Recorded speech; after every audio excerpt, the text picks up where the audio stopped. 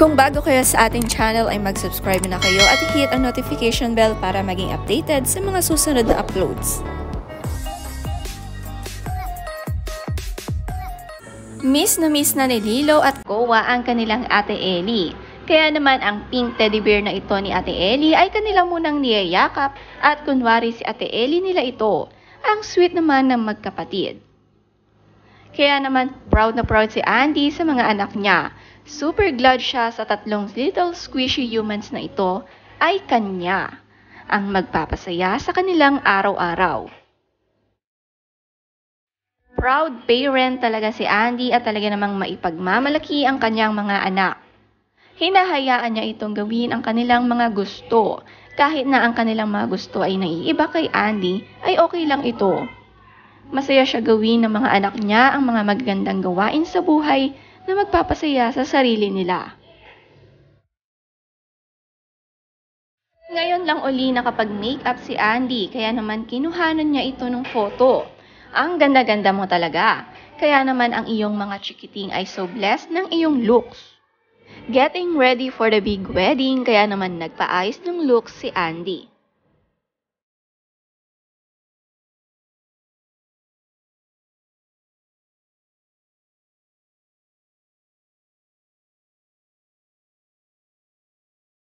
Lilo, hawak-hawak ang kamay ng kanyang kapatid dahil pinavaksin ito ni Andy ng booster shot.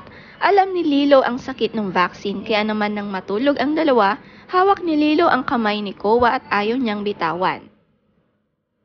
Boys banding naman si Philmar kasama ang kanyang panganay na anak na si Kuya Toro. Kasakay sila sa sasakyan. Si Kuya Toro ay nasa likod at kumuha ng video si Philmar nilang dalawa.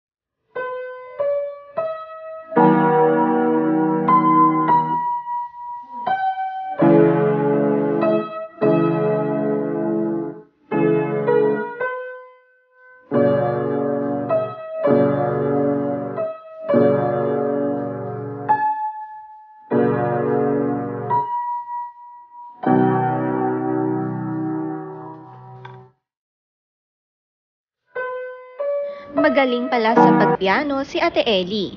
Pinatutugtog niya ang Somewhere in Time. Nabanggit ni Andy na ito raw ay tinuro ng kapatid ni Jake na si Jerica kay Ellie. At proud na proud si Andy sa anak niya. Nagpa-piano lesson pala si Ate Ellie with her tita Jerica kapag umuwi siya dito.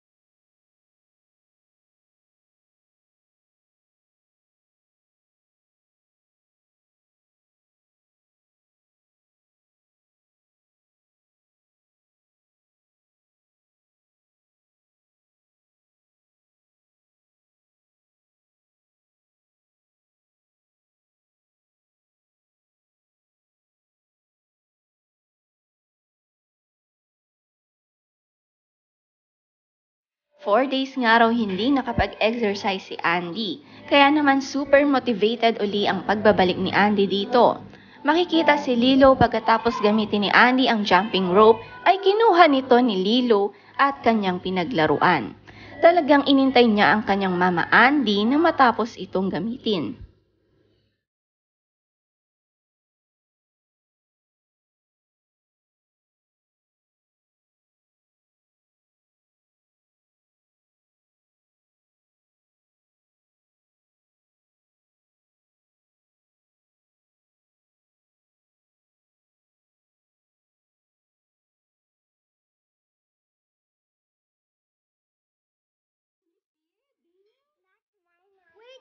at ate.